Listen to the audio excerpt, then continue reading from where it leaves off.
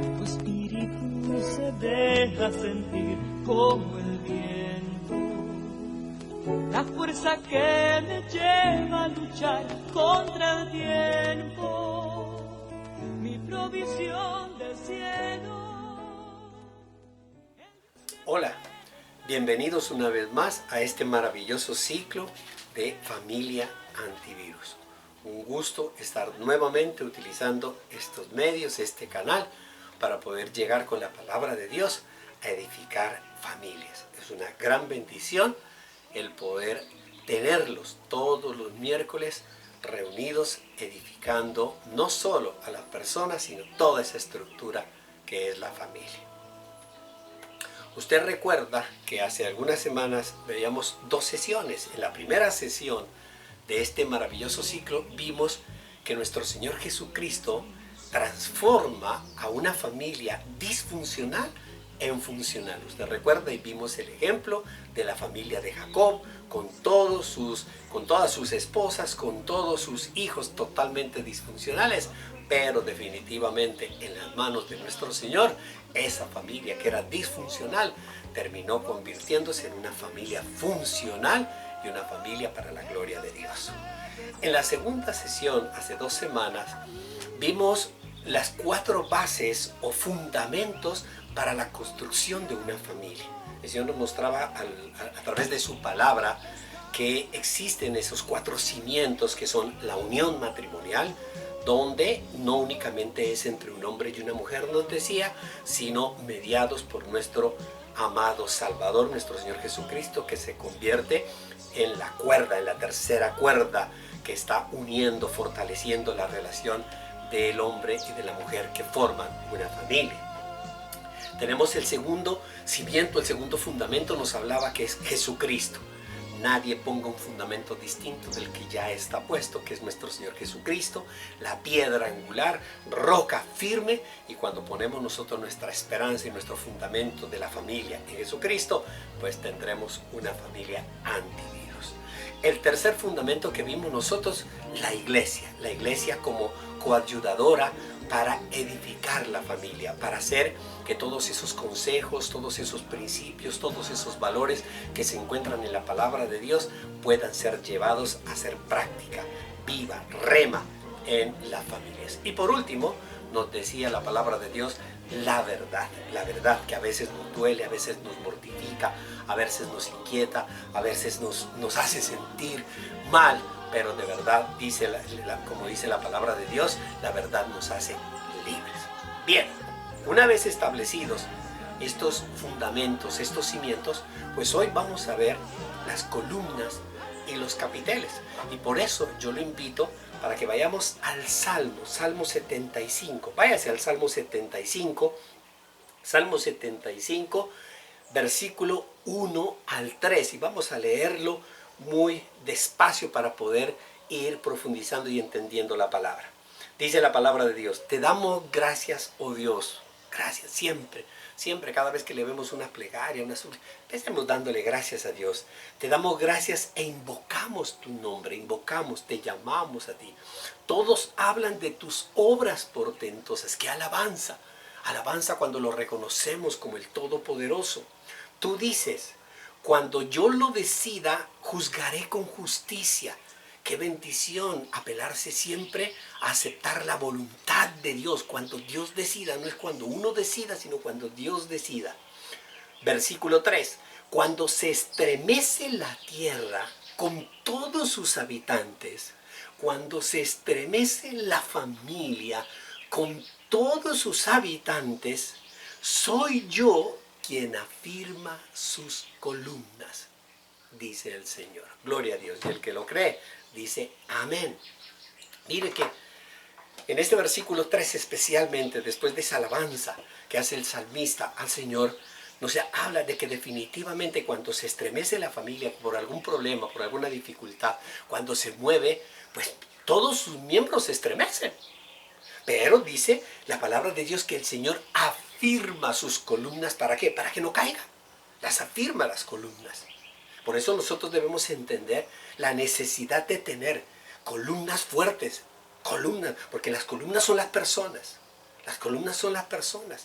Tener columnas fuertes, estructuras firmes, sólidas, resistentes, capaces de soportar. Las columnas sostienen no solo el peso de la parte superior, y eso significa el crecimiento, porque en la medida que nosotros vamos creciendo, vamos adquiriendo una mayor responsabilidad, una mayor carga. En la medida en que nosotros vamos progresando, avanzando en cualquier aspecto laboral, eclesial, instituciones, lo que sea, cada vez que nosotros crecemos, pues el peso de la responsabilidad del soporte es más alto, pero también columnas firmes, fuertes, ¿para qué? Para detener o hacerle frente a la fuerza que ataca por los costados. ¿Y qué no es lo que nos ataca por los costados? Porque por arriba viene la palabra de Dios, una bendición, pero por los costados el ataque del enemigo a través de los problemas, de las circunstancias que nosotros tenemos.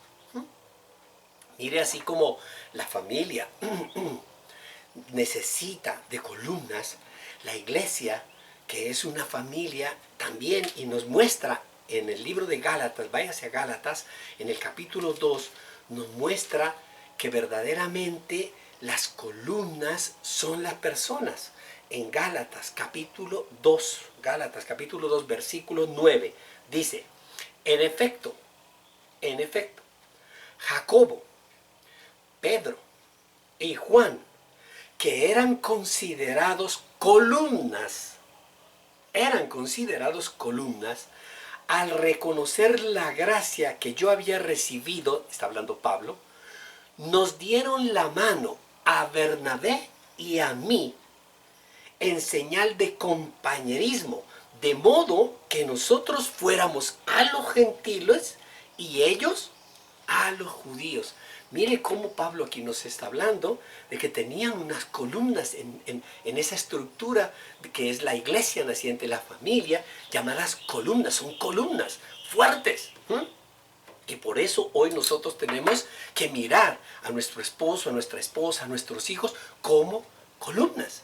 Pero las columnas no pueden estar solas. Si usted lo ha visto en los edificios, especialmente en los edificios antiguos, se aprecia algo en la parte superior de las columnas y es lo que se denomina capitel.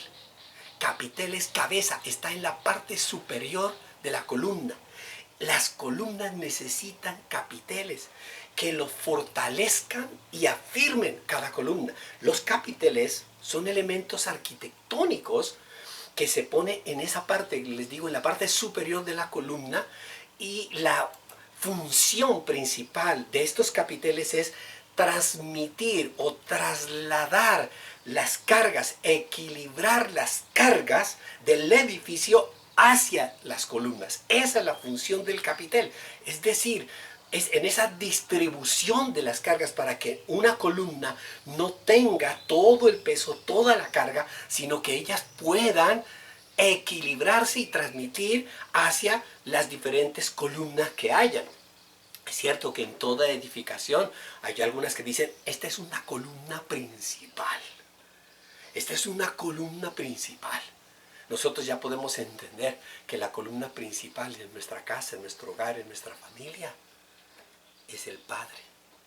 La columna principal. Y en ausencia de Él, pues por supuesto que la madre se convierte en la columna principal que sostiene todo el andamiaje. Pero se necesitan las demás columnas. Para poder tener una familia sólida, debe haber columnas sólidas. Los hijos son columnas y columnas firmes deben ser columnas firmes. Lo mismo que la esposa, lo mismo que el esposo. En esta sesión vamos a ver 3 capiteles. 3. Vamos a ver, son 6 capiteles los que yo he podido observar y encontrar a lo largo de la palabra de Dios. Pero en esta sesión vamos a ver solo 3 capiteles que son los forjadores, los ayudadores de las columnas, los que sostienen las columnas, los que los hacen fortalecer a las columnas. Y los 3 capiteles de hoy, de la sesión de hoy, son la oración, la fidelidad y la responsabilidad. Pero antes de entrar a ver esos 3, para iniciar a ver cada uno de ellos, recordemos que en el versículo 3 del Salmo que nosotros iniciamos hoy en nuestra edificación, En el versículo 3 no debemos olvidar algo. En el versículo 3, en la parte B, dice, yo soy el Señor, quien afirma sus columnas. Vuelvo y le reitero, leo el versículo 3. Cuando se estremece la tierra, o cuando se estremece la familia, cuando la familia pasa por un problema, cuando la tierra pasa con un problema como el que estamos viviendo hoy con el coronavirus, cuando las familias tienen dificultades y tienen ataques, dice la palabra de Dios que esos ataques, ese estremecimiento de la tierra afecta a todos los habitantes de la tierra, a todos los habitantes del mundo, a todos los habitantes de la familia. Pero soy yo quien afirma sus columnas, quien sostiene las columnas es Dios Todopoderoso. Y para sostener esa columna, que tú que eres columna papá, tú que eres columna mamá, tú que eres columna hijo, para poder fortalecer esa columna, Dios te ha dado unos capiteles para repartir las cargas. Ese primer capitel es la oración. Váyase a Mateo, Mateo capítulo 21.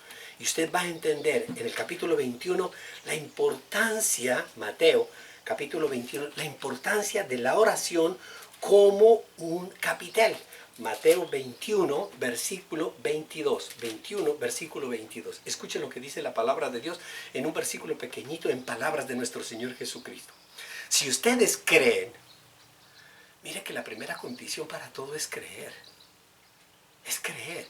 Si usted hoy se ha tomado el trabajo de sentarse frente a este computador, tablet, celular, en este canal, a escuchar esta prédica, o si usted se ha tomado el trabajo de ir hasta la iglesia, sentarse y escuchar la palabra de Dios, es porque usted cree. Pero si usted está viendo esta edificación de la palabra y no cree, pues no va a pasar absolutamente nada. Si usted va a la iglesia, si usted lee la palabra de Dios sin fe, sin creer, pues no va a ocurrir nada. Por eso mire que nuestro Señor Jesucristo reitera. Acuérdese usted que el domingo nos hablaba el Señor. Hay que creer, hay que pedir y hay que actuar. Creer, pedir y actuar. Si ustedes creen, recibirán todo lo que pidan en oración. Qué bien importante que es, porque muchas veces nosotros decimos que creemos en Dios, pero no oramos. El diablo cree, pero no ora, porque la oración es un capitel que Dios ha dado para fortalecernos a nosotros.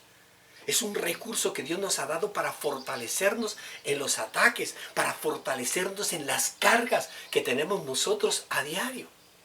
Muchas veces nosotros creemos, decimos que creemos, pero no oramos. Muchas veces nosotros pedimos, pero no oramos. Y hoy nuestro Señor Jesucristo nos está diciendo, es que tú tienes que creer, tienes que pedir orando, es decir, actuando. Creer, pedir, hacer. Creer, pedir, orar. La oración. La oración es fundamental. Ahora entendamos lo que hemos visto en este siglo, que una familia que no cree en Cristo es una familia disfuncional. Así de sencillo. Es una familia disfuncional. Nosotros lo pudimos apreciar en la primera sesión de este siglo. Y hoy nosotros nos damos cuenta que las familias están pasando por crisis. Una crisis de principios, de valores, porque la misma palabra de Dios lo dice, iglesia. Dice que en los postreros tiempos, en el final de los tiempos, y estamos viviendo los postreros tiempos, estamos viviendo esos tiempos finales, la gente le dirá a lo bueno malo y a lo malo bueno. Habrá una tergiversación de los valores, y por eso es el gran enfrentamiento que hay en las familias. Cuando los padres tratan de establecer unos principios, unos valores, y los hijos no aceptan esos principios, esos valores, y se encrespan. Nosotros vemos que están viviendo familias, que están viviendo grandes dificultades. Vemos nosotros violencia intrafamiliar. Usted ha escuchado ese término. Nosotros lo escuchamos en la radio, en la televisión, en la prensa, en todos los medios de comunicación. Hay gran violencia intrafamiliar. Escúcheme, en esta pandemia, cuando hemos tenido nosotros, para algunos, por lo menos para mí, la fortuna de estar confinados en nuestra casa. Gloria a Dios. Gloria a Dios que el Señor no nos confinó en otro lado. Gloria a Dios. Gloria a Dios que estoy en mi casa, estoy con mi esposa, estoy con mi familia. Gloria a Dios. Una bendición maravillosa. Pero usted ha escuchado que la violencia intrafamiliar en este tiempo ha aumentado de manera abrupta, ha aumentado grande. ¿Entiende usted? Violencia intrafamiliar, es decir, violencia dentro de la familia. Violencia dentro de la familia. No son familias atacadas, no son atacadas desde lo exterior hacia lo interior. No, iglesia, no se les entró el ladrón a matarlos, a robarlos. No se les entró el asesino. No se les entró el diablo. No, iglesia, la violencia está dentro de la familia. Dentro de la familia, es decir, los mismos miembros de la familia son ejecutores y protagonistas de actos violentos. Un papá contra una mamá contra unos hijos contra unos padres. Es una violencia dentro de la familia. Y por eso nosotros vemos a los gobiernos tratando de hacer todo lo posible para acabar con esa violencia intrafamiliar y buscan soluciones en psicólogos, aparecen psiquiatras, aparecen médicos, aparecen consejeros, aparece absolutamente de todo. Los gobernantes buscando a ver cómo evitamos nosotros. Entonces empezamos a decir, no, es que si este se toma una cerveza, este se enoja con su esposa y le pega y castiga a sus hijos. Entonces, ley seca, no vendan esto, no vendan lo otro. Miren todas las soluciones que buscan. Son soluciones que incluso han terminado, muchas familias terminan buscando conjuros astrales y hasta brujería. Porque no falta la vecina, no falta el amigo que le dice, yo tengo a alguien para que te cambie al marido, que te cambie al hijo, que esto, que te ata, que te desata, etcétera, etcétera, etcétera. Es decir, que vemos nosotros familias disfuncionales que están tomando medidas desesperadas en tiempos desesperados. Pero ¿sabe cuál es la preocupación? La gran preocupación que debemos tener nosotros es que muchas de esas familias son cristianas. ¡Wow! Es que la familia cristiana también está buscando soluciones desesperadas. También nosotros encontramos, por duro que nos parezca, recuerde usted, la verdad nos hace libres. La verdad es uno de los fundamentos y tenemos que reconocer a través de la verdad que nosotros no somos esa perita en dulce. Mire, hace muchos años, mis niñas, tenemos nosotros 2 niñas, pues ya son viejas, veteranas, 3 guerras mundiales. Eran niñas y nosotros aparentábamos ser una familia funcional. Donde íbamos todos nos veían, a la mamá, a mí, a las 2 niñas, cogidos de la mano, lero, y llegábamos a visitas donde los compañeritos de ellas, llegábamos a cumpleaños, torta viene, torta va, íbamos donde la familia, y todo el mundo nos admiraba. Todo el mundo decía, qué linda familia, qué bonita familia, qué familia tan hermosa, qué familia tan hermosa. Pero cuando nos dimos cuenta, nosotros no éramos esa perita en dulce. Nosotros no éramos esa familia que nosotros decíamos ser. Y por eso comenzamos nosotros a darnos cuenta de que vivíamos en una mentira. Y que teníamos que aceptar que nuestras relaciones entre mi esposa y mi persona, entre nuestras hijas, no eran unas relaciones sanas. Y que por lo tanto las columnas se estaban debilitando. Y al debilitarse las columnas, pues la familia se iba a venir abajo. Igual manera, las familias cristianas hoy en día también están sufriendo una crisis. Y lo primero que nosotros tenemos que hacer es reconocer la crisis, reconocer que las columnas empiezan a rajar. Y usted sabe que se raje una pared, pues qué caramba, mano, una pared es lo de menos. La cogemos y la parchamos. Que una mampostería de esas, pues que lo quitamos, lo rajamos, lo limpiamos, lo lijamos, le echamos un poquito de cemento y queda bien. Pero cuando se comienza a rajar una columna, cuando se comienza a rajar un capitel, perdóneme la vida, ahí tenemos un problema muy grande. El edificio se nos va a venir abajo. Y las familias cristianas hoy tienen la bendición maravillosa de estar escuchando la palabra de Dios. Y al escuchar la palabra de Dios, tienen la posibilidad de que el Espíritu Santo les haga ver de que su familia está en una crisis. Está en una crisis. Y que si nosotros no la miramos rápidamente esa crisis, pues las columnas se van a debilitar cada vez más y más y más. Y ahora, ¿por qué se debilitan estas familias? ¿Por qué la familia cristiana? ¿Por qué la familia cristiana? Y aquí viene ¿por qué? Sí, pero ¿por qué es que los 4, los 5, los 6 miembros de la familia vamos a la iglesia? Todos tenemos a Cristo, todos, incluso casi que podemos estar diciendo, todos servimos en la iglesia, sirve el papá, sirve la mamá, sirven los hijos, todos, pero ¿por qué tenemos tantos problemas en la familia? ¿Por qué no nos llevamos bien? ¿Por qué hay como una tensa calma en la familia? Porque no están usando el capitel de la oración. No están orando como familia. No hay un altar familiar. Le dejamos la responsabilidad. Ore usted, ore usted, ore usted. Y uno jura y cree que están orando. Uno jura y cree. Cuando yo era niño, mi papá me ponía a mí a estudiar en el comedor. Y entre el comedor y la cocina había una ventanita. Había una ventanita. Y mi papá me decía, tú te sientas ahí a estudiar. Y yo me sentaba a estudiar y cogía los cuadernos. Y mi papá se asomaba por la ventana de la cocinita y me miraba a ver yo qué estaba haciendo. Y me veía cada vez con el cuaderno. Y eso. Y decía, ¡ay, concentrado ese muchacho! ¿Cómo estudia ese muchacho? Y yo acá adentro tenía un cuento. Yo tenía un cuento dentro del libro, el otro me veía. Y así nosotros como padres creemos, juramos que nuestros hijos están orando, juramos que nuestra esposa está orando, juramos, ay, mi esposo se encerró, está orando. O cuando sale dice, estaba orando y sale medio dormido. Uy, pero qué unción. No, iglesia, no estamos orando.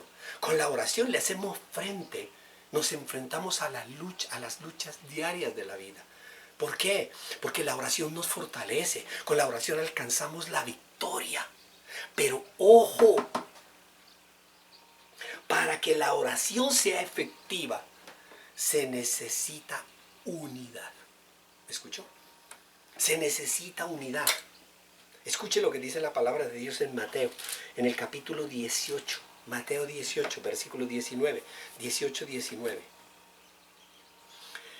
Además, les digo que si 2 de ustedes en la tierra, en la familia, se ponen de acuerdo sobre cualquier cosa que pidan, les será concedida por mi Padre que está en el cielo. Ponerse de acuerdo. Mire, lo primero que nos dice el Señor es que en la oración nos tenemos que poner de acuerdo. Usted se imagina una familia disfuncional orando. El papá ora para que la mujer, la esposa se muera. La esposa, la mujer ora para que el marido se muera. Y los hijos oran para que los papás se mueran. Los padres oran para que los hijos se mueran, se larguen de la casa, se vayan. Oran con una desunión absoluta y total. Y puede decir, yo estoy orando. Es que yo le vengo pidiendo al Señor que si mi marido no cambie, que se largue. ¿Y con quién está orando eso? ¿Dónde hay unidad? No hay unidad. Dice la palabra de Dios que para que ese capitel de la oración fortalezca a la columna, deben ponerse de acuerdo. De ahí que es bien importante cuando nosotros empezamos a decir, tenemos un problema en los hijos. Cuando tenemos problemas con los hijos, ¿qué tenemos que hacer? Papá y mamá, ponernos de acuerdo. Ponernos de acuerdo. Pero a veces terminamos nosotros viendo que el uno le alcahuetea al otro. Y no nos podemos poner de acuerdo. Y empezamos a dividirnos. Es que usted alcahuetea a los hijos. Es que usted los trata mal. Y no entendemos, iglesia, que si nosotros somos cristianos, nosotros lo que tenemos que hacer es unirnos y usar el poder de la oración para que nuestros hijos sean transformados. Los hijos deben unirse, los hermanos entre ellos, unirse. ¿Para qué? Para pedir que su padre sea transformado. Unirse. El padre y la madre se tienen que unir en oración de sus hijos. Los hijos con la madre se tienen que unir cuando ven que la columna del padre se está rajando. Cuando ven que el problema es la columna de la madre, los hijos se tienen que unir con el padre. Tiene que haber unidad. Dice, pónganse de acuerdo y pidan en el nombre de Jesús. Porque si usted sigue leyendo, ese versículo dice, porque donde 2 o 3 se reúnen, donde 2 o 3 oran en mi nombre, yo ahí hago presencia, yo estoy en medio de ellos. Entonces, iglesia, estamos poniéndonos de acuerdo, estamos pidiendo en el nombre de Jesús y estamos usando el capitel, el recurso que Dios nos ha enviado, la oración. ¿Qué hará, iglesia? Una familia antivirus. Una familia fortalecida en todas sus columnas, entendiendo que nuestro Señor Jesucristo es el mediador frente a cualquier problema, por más grande que se nos presente. Cuando nosotros tenemos a Cristo Jesús mediando en nuestra familia, estése tranquilo que el Señor tiene el control de todo. La oración es el recurso que Dios nos ha dado para fortalecer nuestra relación, no solo con el Señor, sino fortalecer nuestra relación con las demás columnas de nuestra casa. Por eso, ¿qué tenemos que hacer en oración? Hay que escuchar al Señor, hay que obedecerlo, hay que oírlo. En la oración usted va a escuchar lo que el Señor le dice, lo que está haciendo usted bien o lo que usted está haciendo mal, lo que usted debe hacer, lo que debe cambiar, lo que debe corregir. Usted, muchas veces nosotros oramos por el otro. Señor, cámbialo. Señor, transfórmalo. Señor, cámbiala. Señor, transfórmalo. Señor, transforma a mis hijos. Señor, cambia a mis hijos. Oramos siempre por los demás y no oramos por nosotros. No oramos diciéndole más bien, Señor, si mi esposa ora diciendo que Dios la transforme a ella, si yo oro pidiéndote que me transformes a mí, y si mis hijos oran pidiendo que Dios transforme a su hijo, ¿no será que todos vamos a estar felices? En lugar nosotros de estarnos señalando con los dedos los cambios que necesitamos los demás, no comenzamos nosotros a arrodillarnos y a clamarle a Dios, a decirle, Señor, cambia mi manera de ser, cambia mi manera de actuar, cambia. Comienza a repellar esta columna, porque esta columna está resquebrajada. Amén, iglesia. Ahora, si usted es de las personas que ora y ora y ora y ora, pues yo conozco muchas personas que oran mucho, gloria a Dios, qué bendición, pero usted ve que no hay respuesta. Usted dice, yo ya llevo muchos años orando, yo llevo muchos meses orando y no hay respuesta de Dios, o no ve que la oración sea efectiva. Le quiero manifestar que hay un problema. Hay un problema. Y ese problema está en la palabra de Dios. Está descrito en la palabra de Dios. Vuelvo y le reitero, siempre les he dicho, si no está en la palabra de Dios, es mentira. Y mire que si usted ora, se lo reitero, si usted ora y no ve la respuesta, es porque hay un problema. Váyase a Proverbios y le muestro el problema que hay. Proverbios capítulo 28. Váyase a Proverbios 28 y usted va a identificar por qué llevo tanto tiempo orando y mi oración no ha sido respondida. Proverbios capítulo 28, versículo 9. Escuche lo que dice la palabra de Dios. Dios aborrece hasta la oración. ¿Perdón? Es decir, que yo llevo tantos años orando y orando y orando, y esa oración que yo estoy elevando a Dios, Él la aborrece. ¿Y por qué Él aborrece mi oración? Dios aborrece hasta la oración del que se niega a obedecer la ley. Del que se niega a obedecer la palabra de Dios. Iglesia, es que ¿sabe cuál es el problema del cristiano y cristiana? Es que nosotros creemos que Dios tiene que satisfacernos todos nuestros caprichos sin nosotros hacer nada.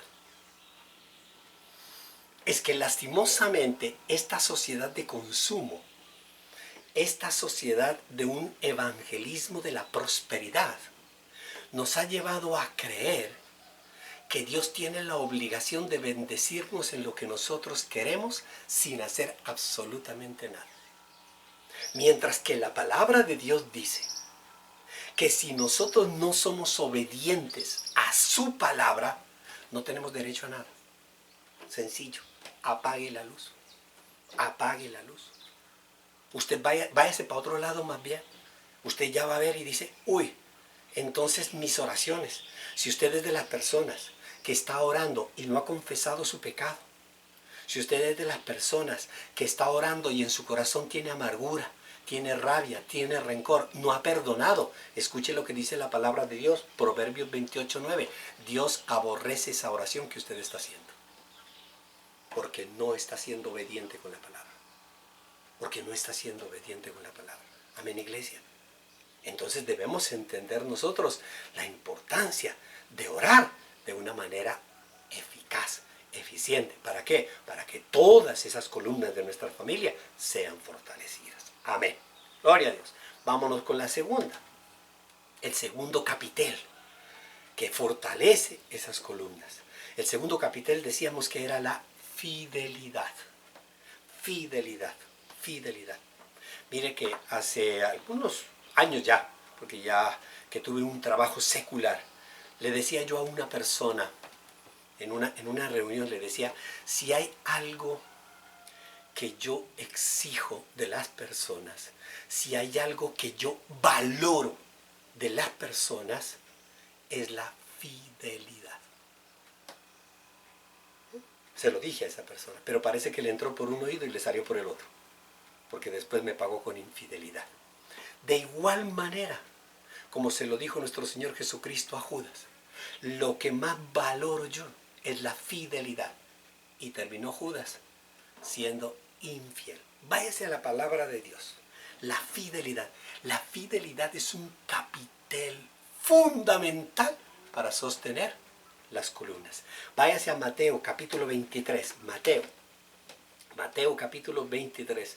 Y vamos a encontrar nosotros alusión a la importancia de la fidelidad. Mateo capítulo 23. 23, versículo. Mateo 23. Mateo 23. 23, 23. Mateo capítulo 23, versículo 23. Escuche, nuestro Señor Jesucristo está hablando aquí. Ay de ustedes, maestros de la ley y fariseos hipócritas. Eso es como si le estuviera diciendo a uno ahora, uno es cristiano, porque es que uno, las palabras, uno qué rico que es, es que esos fariseos sí eran hipócritas. Pero es que muchas veces nosotros como cristianos nos comportamos como esos hipócritas. Y debemos aceptar la verdad. La verdad, es que la verdad cuando taladra los sentidos, cuando taladra el corazón, nos da libertad, una bendición. Ay de ustedes, maestros de la ley y fariseos hipócritas, dan la 10ª parte de sus especies, o sea, dan el diezmo, la menta, el anís y el comino, pero han descuidado los asuntos más importantes de la palabra, los asuntos más importantes de la ley, tales como, y les nombra 3, la justicia, la misericordia y la fidelidad. Debían haber practicado esas 3 cosas sin descuidar lo otro. Como vamos a hablar de la fidelidad, permítame, yo quiero primero exponer algo sobre la justicia. Porque el Señor, nuestro Señor Jesucristo está exhortando aquí a sus discípulos, está exhortando a los fariseos hipócritas, está exhortando a todas las personas que lo escuchan, le está exhortando de que ellos cumplen actos eminentemente religiosos. Y se han olvidado de la justicia. La paga del pecado es la muerte. Se han olvidado de que cuando nosotros cometemos una falta, la justicia cae y nos dice, este es el veredicto y nosotros tenemos que aceptarlo, porque si hablamos de justicia en la palabra de Dios, quiere decir que es justo, que tú te lo mereces. Punto. Nos olvidamos de la justicia. Y por eso es que, acuérdese usted que la palabra de Dios nos dice que nosotros debemos más bien ir agachaditos donde el Señor, no con prepotencia, no con orgullo, declarando aquí a diestra y siniestra, no. Porque si somos justos y nos apelamos a la palabra de Dios, el domingo nos decía el mismo Señor que nosotros merecemos la muerte y que nosotros merecíamos estar en una cruz. Lo justo era que yo soy el que peco. Si yo soy el que peco, ¿por qué tiene que morir otro? Si yo soy el que cometo las faltas, ¿por qué es otro el que tiene que pagar los platos rotos. No, la justicia. Por eso Jesús dice, se han olvidado de la justicia. Y como Él con su muerte nos justificó, es decir, nos cubrió de su justicia, y nos perdonó. Y la otra palabra nos habla de misericordia. Nos hemos olvidado de la misericordia. ¿Qué es la misericordia? Porque es que nosotros llegamos y le clamamos a Dios, Señor Dios bendito, sí, yo reconozco que he pecado, pero yo te pido misericordia, Señor, que no me manden a la cárcel, que no me condenen, que no me maten, Señor. Yo no quiero pasar por estos problemas, yo no quiero pasar por estas enfermedades. ¿Y qué clamamos? Misericordia. Le pedimos a misericordia a Dios cuando nosotros somos objeto de problemas, pero nos olvidamos también de dar misericordia. ¿Y qué es misericordia? El perdón. Nos olvidamos nosotros de pedir perdón y de perdonar. Porque cuando comete el otro un acto de injusticia, entonces ahí sí le caemos con toda la plena. ¡Eso sí! ¡Tenga! Pero ¿será que perdonamos? ¿Será que somos misericordiosos? Bueno, esos dos elementos son de otra reunión, de otra prédica. Y nos detenemos en este tercero, que es la fidelidad. La fidelidad. Mire que nuestro Señor Jesucristo establece a estos fariseos hipócritas y nos dice a nosotros, a los cristianos, que también nos comportamos muchas veces de manera hipócrita. Ustedes van a la iglesia, ustedes diezman, ustedes oran, ustedes sirven, ustedes hacen obras buenas, pero se olvidan de la fidelidad. Iglesia, la fidelidad se construye con dos acciones. Para una persona llegar a ser fiel en la casa, en la familia, en la iglesia, en la empresa, debe desarrollarse dos acciones: confianza y compromiso. Cuando hay confianza, cuando yo desarrollo, cuando yo con mis actos, con mis actitudes, yo hago que me tengan confianza, que confíen en mí, es decir, que crean en mí, que yo no voy a fallar, que yo sé lo que yo estoy diciendo es lo correcto. Y cuando yo me comprometo y yo cumplo totalmente con lo que yo me comprometí. Iglesia, yo no sé usted por dónde se casó, pero yo me imagino que todos tienen la bendición del cielo, la bendición de Dios.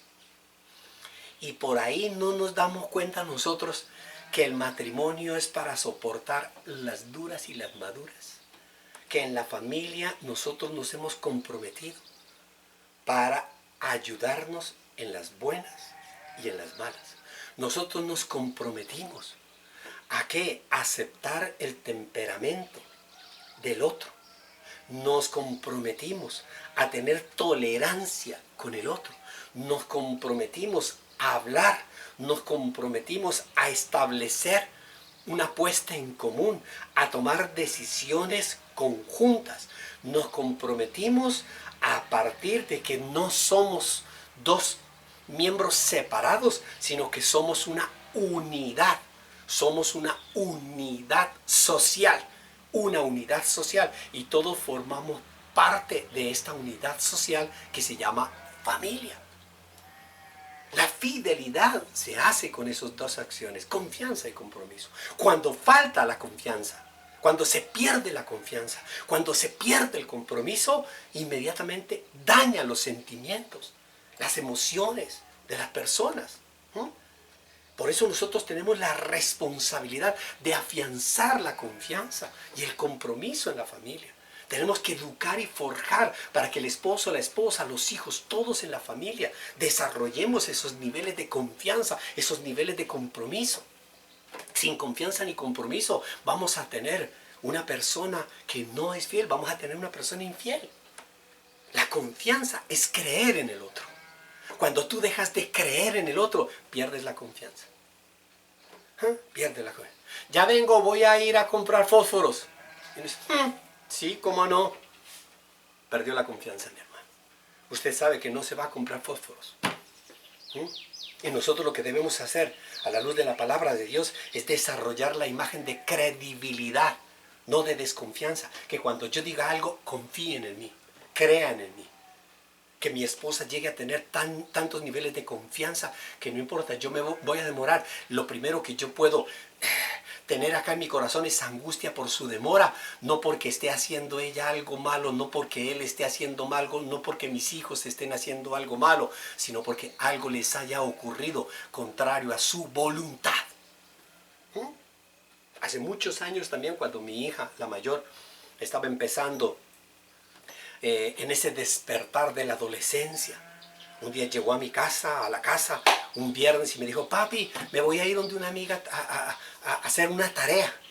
Y yo con una inocencia total y absoluta le dije, bueno, mira, se fue como a las 3 de la tarde, de un viernes. Y cuando mi esposa llegó como a las 5:30, 6 de la tarde de su trabajo, me preguntó y me dijo, ¿dónde está la niña? Le dije, se fue donde una amiguita a hacer tareas.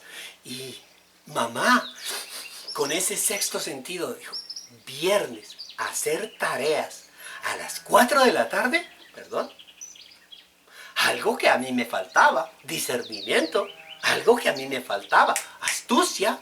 Digo, no, espérame, yo voy. Y se fue la mamá para cortarles el cuento. Se dio cuenta que no estaba allí, estaba en otra parte, en un apartamento con todos sus amigos, en una francachela y en un baile total y absoluto. Cuando llega, yo no grito, yo no me desespero ni me exaspero, yo simplemente la siento a ella ahí y yo le establezco algo muy claro y muy concreto. Me falló. A partir de este momento, se lo dije muy claramente mirándola a los ojos, a partir de este momento yo no confío en ti. Yo no vuelvo a confiar en ti. Dejé de creer en ti porque me mentiste. Porque si tú me hubieras dicho, me voy con mis amigos a un cumpleaños, a una fiesta, yo te digo, vete. No te demores, vete. Pero tú me mentiste. Por lo tanto, a partir de ahora, cada vez que tú me digas, yo voy a ir a esto, voy a ir a otra parte, yo te llevo, yo te traigo. Me voy a sacrificar. Me voy a castigar a mí mismo. Pero es porque yo dejé de creer en ti. Acabo de perder la confianza. ¿Sabe cuánto tiempo? Para no exagerarle. Estuve cerca de 1 año haciendo eso. Y mi hija me decía, por favor, papá, deja de andar conmigo para atrás, para adelante, para arriba. Ya no más. No creo en ti. Y lloraba la niña hasta que un día lloró y me abrazó y me dijo, papá, te lo suplico, perdóname. Perdóname por haberte fallado. Yo quiero que vuelvas a confiar en mí. Yo nunca más te vuelvo a fallar. 1 año. Y en ese momento le dije, acepto, te perdono. Han pasado, creo yo, más de 20 años. Ya tiene 2 hijos, está casada, tiene su hogar maravilloso y espectacular. Y la confianza que yo le tengo se mantiene nítida. ¿Por qué? Porque esa confianza llevó a ser de ella una persona fiel. Fiel. El compromiso nos ayuda a nosotros a través, nos ayuda a nosotros a construir más la fidelidad, fundamentar más la fidelidad, porque el compromiso es una entrega total. El compromiso es una entrega total. Mire que muchas veces las personas creen que yo me comprometo, pero hasta donde yo pueda. ¿Perdón? Nuestro Señor Jesucristo nos dice la palabra de Dios que nosotros no nos debemos comprometer hasta donde podamos. Nosotros nos debemos comprometer hasta donde no podamos. 1 kilómetro más. Ese es el compromiso. Es una entrega total. ¿Se acuerdan ustedes del cuentico de la gallina y del cerdo? ¿Ah?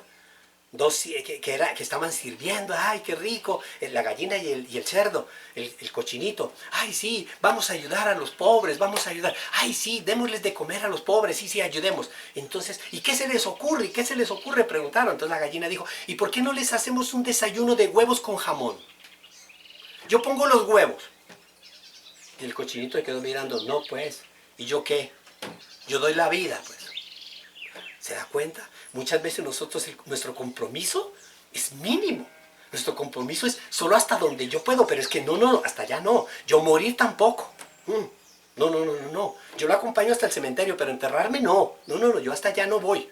Nosotros, iglesia, hemos olvidado ser radicales. Por eso la palabra de Dios nos dice que cuando nosotros nos vamos a comprometer con algo, cuando nosotros vamos a hacer una promesa, nosotros debemos pensar muy bien. Debemos pensar muy bien. El compromiso se debe pensar muy bien. y decir, hasta aquí, listo, yo sí puedo, no puedo, punto, para de contar. Nosotros tenemos que aprender a ser radicales y no manejarnos con emociones. A veces nosotros nos comprometemos en la casa, en la familia, a hacer o decir cosas, así como la gente se compromete en la iglesia. Y de pronto el sentimiento, la emoción dice, ay no, ya está aquí, ay no, yo me voy a sentar, yo voy a descansar un tiempo, ya no más, yo no quiero más nada. No, iglesia, el compromiso es sin excusas, sin justificaciones. Dice la palabra de Dios en Mateo capítulo 5, versículo 37. Escuche lo que dice la palabra de Dios acerca del compromiso. Mateo capítulo 5, versículo 37. Cuando ustedes digan sí, compromiso. Que sea realmente sí, punto. Y cuando digan no, que sea no, y punto. Cualquier cosa de más proviene del maligno. Amén, iglesia. Entonces, entendamos nosotros que para forjar la fidelidad en la casa, debemos nosotros enfatizar en la confianza. Debemos motivar a que nuestros hijos, nuestro esposo, nuestra esposa, entre todos nosotros, creamos en los unos a los otros. Creamos. Y cuando haya algún indicio de desconfianza, hablemoslo. Hablemoslo mirándonos a los ojos. Y digámosle, tus actos me han generado a mí desconfianza. Yo desconfío. Y eso me va a llevar a demostrarte que tú no eres una persona fiel. Hablemoslo. Y debemos entender que para poder forjar esa fidelidad debe haber un compromiso. Un compromiso total. Como padre, como madre, como hijos. Si usted quiere una familia forjada, fortalecida, antivirus, compromiso total. Y el tercero y último capítulo de la sesión de hoy, la responsabilidad. ¿Usted sabe lo que significa la palabra responsabilidad? Responsabilidad es responder. Responder. Y le pongo este ejemplo.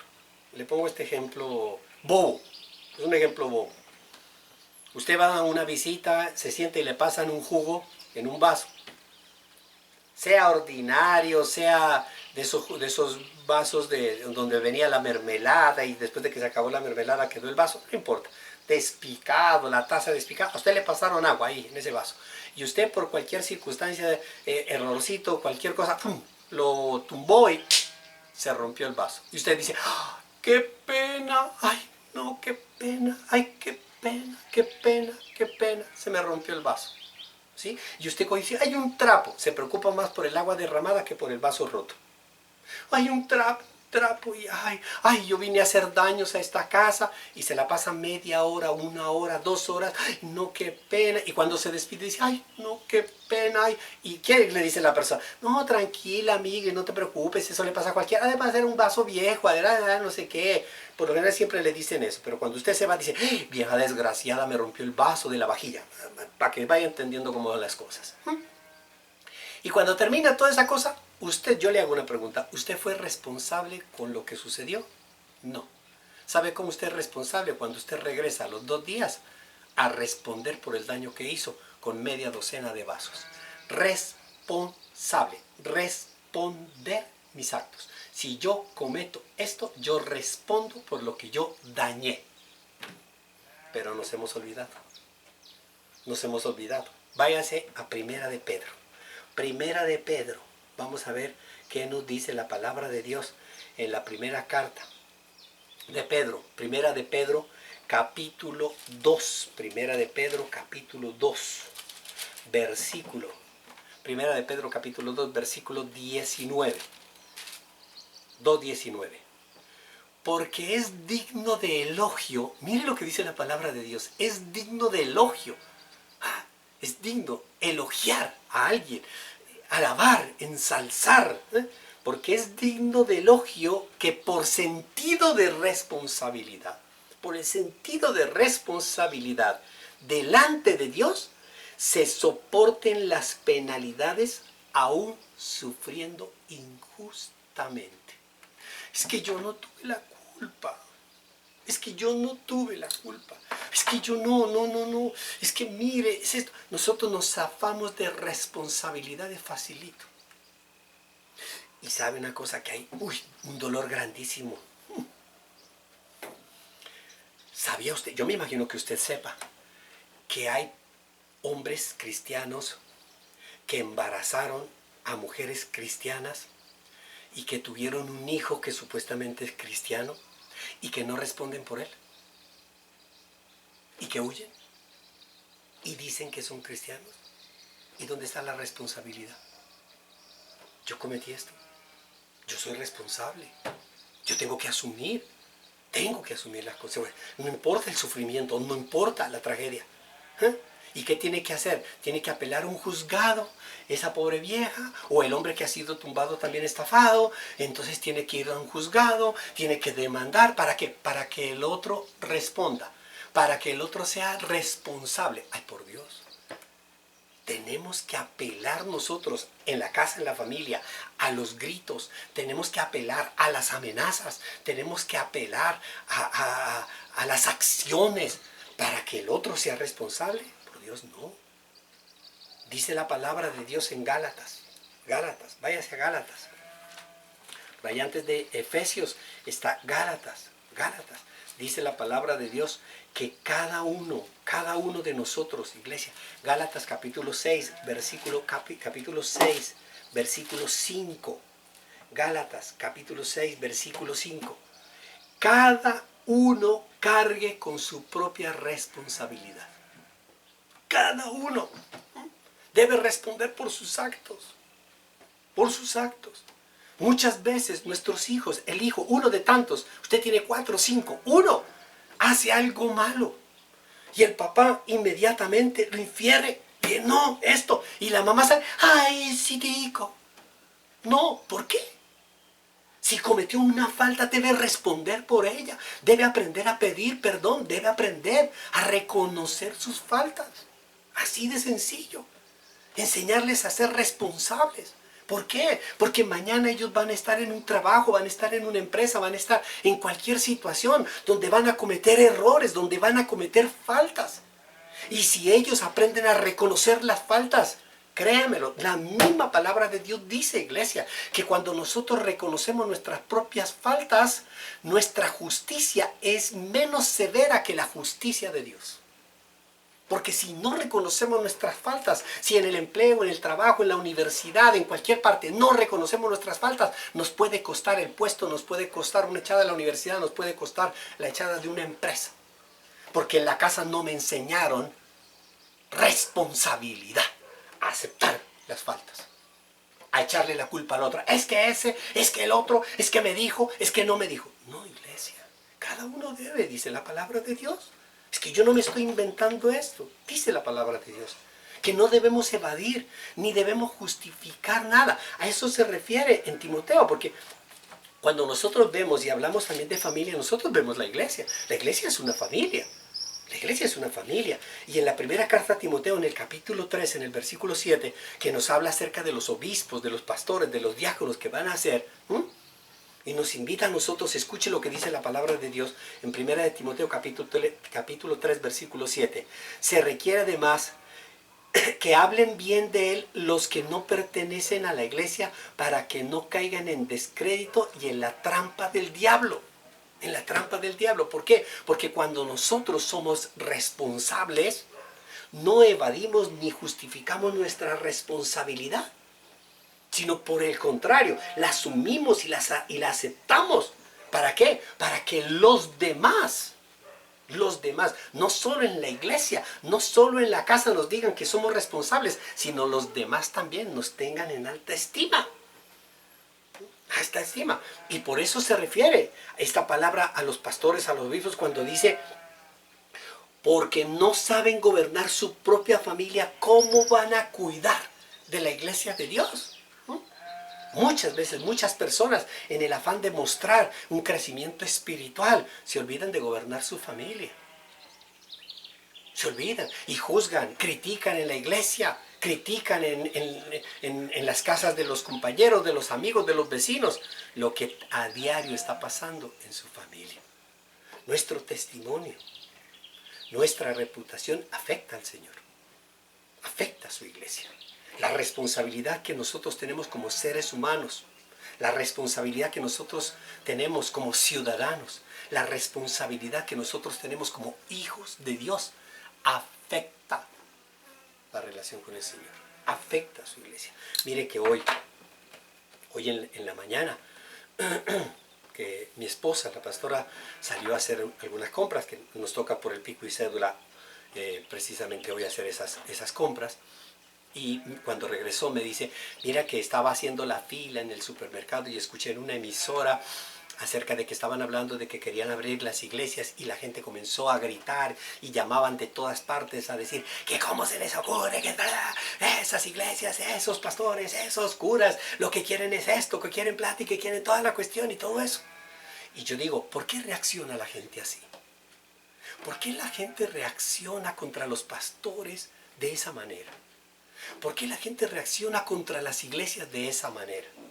Porque muchos pastores, muchos líderes, muchos sacerdotes, muchos líderes espirituales no fueron responsables con su testimonio, con su reputación, de mostrar esa rectitud ante los demás, y por eso ha afectado a la iglesia del Señor y ha afectado al mismísimo Dios. ¿Qué tenemos que hacer nosotros como familia? Cuidar nuestra reputación, cuidar nuestra manera de actuar. Tú debes cuidar la manera de actuar de tus hijos, tú debes cuidar la manera de actuar de tu esposo, la manera de actuar de tu esposa. Una buena reputación forja a las personas para que sean responsables, para que en un momento determinado, esto hice yo, este daño hice yo, esta cosa hice yo, asumo y yo soy responsable. Cuando se cumple con los actos, con las acciones, pues se va fortaleciendo cada vez más las columnas de esa familia. Y cuando se cumplen y se fortalecen las columnas de esa familia, pues por supuesto que se va a fortalecer la familia. La irresponsabilidad destruye las familias. Cuando tenemos hijos irresponsables, la familia se viene al suelo. Cuando tenemos una madre irresponsable, la familia se viene al suelo. Cuando tenemos un padre irresponsable, se viene al suelo. Entonces tenemos que motivar, incentivar a la responsabilidad, cueste lo que nos cueste. Amén, iglesia. Y para terminar entonces, les recuerdo, la oración, que es el primer capitel, fortalece a los otros dos capiteles, a la fidelidad y a la responsabilidad. Señor, ayúdame a ser fiel. Ayúdame, Señor, a desarrollar en el otro la confianza, a que el otro crea en mí, a que mis actos, que siempre, cada vez que yo diga esto, mis actos son sí, sí, sí. Cuando yo digo sí, qué bendición cuando en la casa digan, si mi papá dijo sí, vea, por encima de lo que sea, es sí. Pero ¿cuántas veces nosotros escuchamos esa cosa? Mi papá dijo, no. A mi papá créale el 10% de lo que dice. A mi mamá créale el 10% de lo que dice. A los hijos créale el 10%. No. Eso. ¿Quién te lo dijo? Fulano de tal. No, mi hermano, no le crea. Hemos desarrollado una imagen tan horrible que definitivamente necesitamos en las familias fortalecernos a través de la oración para ser más fieles, para ser, o no más, sino ser fieles, ser responsables en todos nuestros actos, y así tener unas familias fortalecidas que tengan reputación, y la reputación va a desarrollar admiración. Nos van a admirar verdaderamente por lo que somos y no por lo que aparentamos ser. Y eso significa que cuando nosotros somos testimonios de lo que somos, testimonios de lo que somos, pues somos una familia unida, somos una familia antivirus, somos una familia fortalecida, porque ahí está nuestro mediador, nuestro Señor Jesucristo, quien a través de su amor, de su justicia, a través de su misericordia, a través de su fidelidad, ha hecho que nosotros también seamos esa familia fortalecida en su justicia, en su misericordia y en su fidelidad. Amén. Los 3 siguientes capítulos los veremos el próximo miércoles. Seguimos nosotros con esta bendición maravillosa. Espero que sigan ustedes edificándose con esta palabra. Siempre recuerden, porque a veces la palabra puede sonar muy duro. La verdad nos hace libres. Si nosotros nos hablamos con la verdad, si nosotros nos vemos con misericordia, nos vemos con amor, vamos a ver que nuestra familia va a ser muy linda, muy grande. Todos cometemos errores, no somos perfectos. No tiene usted un padre perfecto, no tiene un esposo perfecto, no tiene una madre perfecta, no tiene una esposa perfecta, no tiene unos hijos perfectos. Tiene la esposa, la madre, tiene los hijos que Dios le ha dado. Y si Dios se los dio, son lo más hermoso que Dios le ha podido dar. Valórelos y haga de ellos una familia antivirus. Que Dios los bendiga y nos vemos el próximo domingo. Chao, chao. Bye, bye.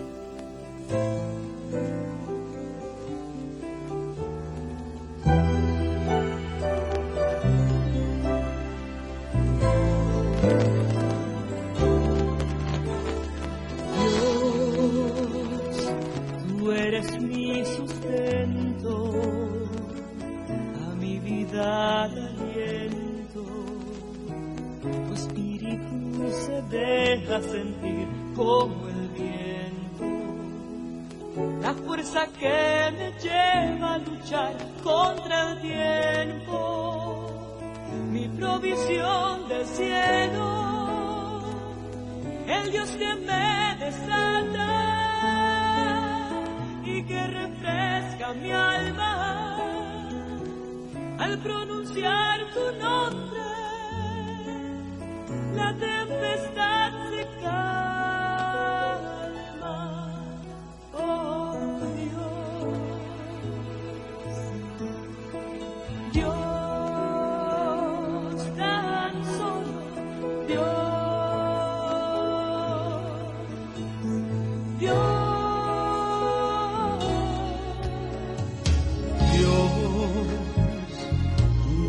Mi sustento,